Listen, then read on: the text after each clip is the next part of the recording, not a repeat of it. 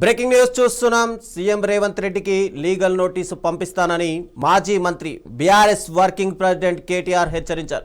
ఇక గ్లోబరీనా సంస్థకు సంబంధించి రేవంత్ చేసిన ఆరోపణలపైన కేటీఆర్ తీవ్ర ఆగ్రహం వ్యక్తం చేశారు.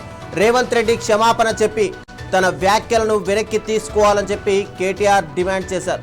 ఈ వివాదం ముఖ్యమంత్రి రేవంత్ రెడ్డి కోడంగల్ బహిరంగ సభలో చేసిన వ్యాఖ్యలతోనే మొదలైంది.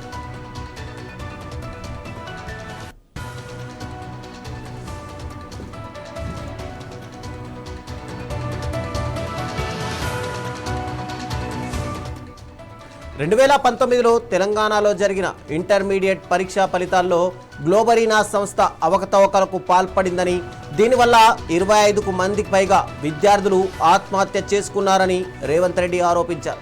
ఈ సంస్థ కేటీఆర్ బినామీ అని రేవంత్ అన్నారు.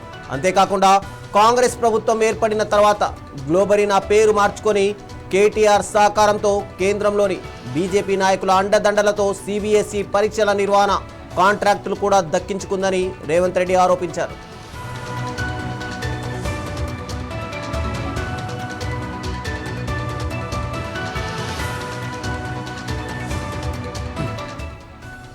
పేపర్ లీకులపై తప్పుడు ప్రచారం ఆపాలని కేటీఆర్ డిమాండ్ చేశారు. బీఆర్ఎస్కు గ్లోబరీనాతో సంబంధం లేదని, కేటీఆర్ కుటుంబానికి గ్లోబరీనాతో లింక్ లేదని ఆయన స్పష్టం చేశారు. పేపర్ లీకుల వంటి దురదృష్టకర సున్నితమైన అంశంపై ముఖ్యమంత్రి పదవిలో ఉండి చౌకబారు రాజకీయాల ప్రయోజనాల కోసం అబద్ధాలను ప్రచారం చేయడం హేయమైన చర్య అని కేటీఆర్ మండిపడ్డారు.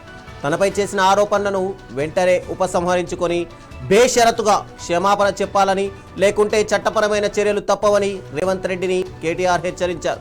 ఈ మేరకు తన న్యాయ బృందం త్వరలోనే సీఎంకు లీగల్ నోటీసులు పంపుతుందని కేటీఆర్ తెలిపారు. ఇలాంటి బురద రాజకీయాలు తనకు ఇష్టం లేదని కేటీఆర్ పేర్కొన్నారు. దేశవ్యాప్తంగా నీట్ వంటి పోటీ పరీక్షల పేపర్ లీకేజీల నేపథ్యంలో విద్యార్థుల భవిష్యత్తుపై తీవ్ర ఆందోళనలు వ్యక్తమవుతున్నాయని, ఈ పరిస్థితుల్లో సీఎం పదవికి అపఖ్యాతి తేవొద్దని రేవంత్కు కేటీఆర్ సూచించారు. మరోవైపు గ్లోబరీనా సంస్థ కాంగ్రెస్ ప్రభుత్వ హయాంలోనూ కర్ణాటక వంటి కాంగ్రెస్ పాలిత రాష్ట్రాల్లోనూ ప్రవేశ పరీక్షల కాంట్రాక్టులు దక్కించుకుందని బీఆర్ఎస్ నేత మన్నె క్రిషాంక్ ఆరోపించారు. ఈ పరిణామాలు ఇప్పుడు తెలంగాణ రాజకీయాల్లో మరింత వేడిని రాజేస్తున్నాయి.